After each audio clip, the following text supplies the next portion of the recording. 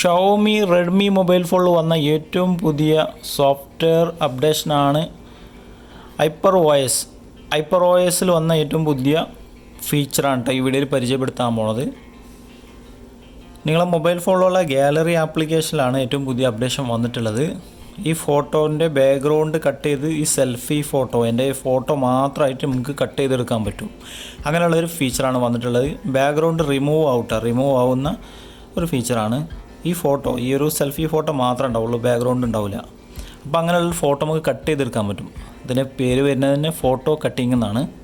അപ്പോൾ എങ്ങനെ ചെയ്ത് നോക്കാം. ഒരു വിരൽ ഈ ഫോട്ടോമ വെച്ച് കൊടുത്താൽ മതി, വിരൽ വെച്ച് അമർത്തിയാൽ മതി. അതിനുശേഷം വിടുക വിരൽ.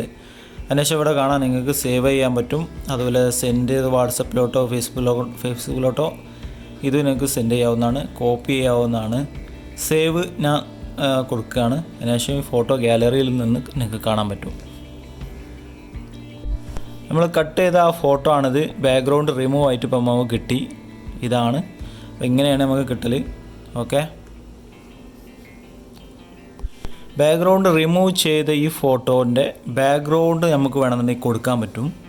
നമ്മുടെ മൊബൈൽ ഫോണിലുള്ള വേറെ ഏതെങ്കിലും പാർക്കിൽ നിന്ന് ഫോട്ടോ എടുത്തതാണെന്നുണ്ടെങ്കിൽ ആ പാർക്കിൽ നിൽക്കുന്ന ഒരു ഫോട്ടോ ആയിട്ട് നമുക്ക് കൊടുക്കാൻ പറ്റും. ഇതിൻ്റെ ബാക്ക്ഗ്രൗണ്ടിലാണ് ആ ഒരു ബാക്ക്ഗ്രൗണ്ട് ഈ ബാക്ക്ഗ്രൗണ്ട് ഇപ്പോൾ ബാക്ക്ഗ്രൗണ്ട് ഇല്ലാത്ത ഈ ഫോട്ടോൻ്റെ ബാക്ക്ഗ്രൗണ്ടിൽ വേണമെന്നുണ്ടെങ്കിൽ ആ ഫോട്ടോ നമുക്ക് സെറ്റ് ചെയ്യാൻ പറ്റും. അങ്ങനെയുള്ളൊരു ഫീച്ചറും കൂടി ഇവിടെ ഉണ്ട്, നോക്കാം. അതിനായിട്ട് ചെയ്യേണ്ടതാ ഒന്നും കൂടി നിങ്ങൾ ഈ ഒരു ഫോട്ടോമേനെ ഒരു വിരൽ വെച്ച് അമർത്തുക. അതിനുശേഷം ഇവിടെ കട്ടിങ് നടക്കണ കാണാം.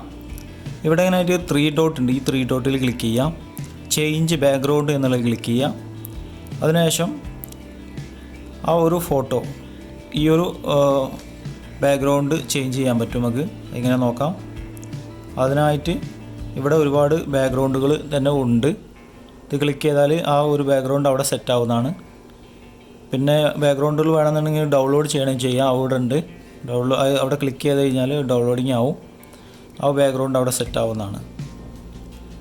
ഇനി നമ്മുടെ മൊബൈൽ ഫോണിലുള്ള ഫോട്ടോസ്, ഈ പാർക്കിൽ നിന്നൊക്കെ എടുത്ത ഫോട്ടോസൊക്കെ ഉണ്ടാവില്ല, ആ ഫോട്ടോസ് വേണമെങ്കിൽ സെറ്റ് ചെയ്യാൻ പറ്റും. അതിനായിട്ട് ആ ഗാലറി എടുക്കാനുള്ള ഓപ്ഷൻ ഉണ്ട്. ഇതിൽ ക്ലിക്ക് ചെയ്താൽ മതി. ഫോട്ടോ സെലക്ട് ചെയ്തതിന് ശേഷം ആ ഫോട്ടോമേ ക്ലിക്ക് ചെയ്യാം. ക്ലിക്ക് ചെയ്താൽ അതുപോലെ നമുക്ക് ഏത് സ്ഥലത്തോട്ട് വേണമെന്നുണ്ടെങ്കിൽ ഈ ഫോട്ടോ സെറ്റ് ചെയ്യാൻ പറ്റും. അതുപോലെ ചെറുതാക്കാൻ ജസ്റ്റ് ആ വിരലുകൊണ്ട് ഇങ്ങനെ ചെയ്ത് കൊടുത്താൽ മതി. ഓക്കെ, ബാക്ക്ഗ്രൗണ്ട് വേണമെന്നുണ്ടെങ്കിൽ പിന്നെ നമുക്ക് ചേഞ്ച് ചെയ്യാനുള്ള ഓപ്ഷൻ ഇവിടെ ഉണ്ട്. ക്ലിക്ക് ചെയ്താൽ മതി. അതിനുശേഷം സേവ് കൊടുക്കുക. സേവ് കൊടുത്തു കഴിഞ്ഞാൽ ഫോട്ടോ സെറ്റ് ആവുന്നതാണ്. ഓക്കെ, ബാക്ക്ഗ്രൗണ്ട് മാറിയത് ഇവിടെ കാണാൻ പറ്റും.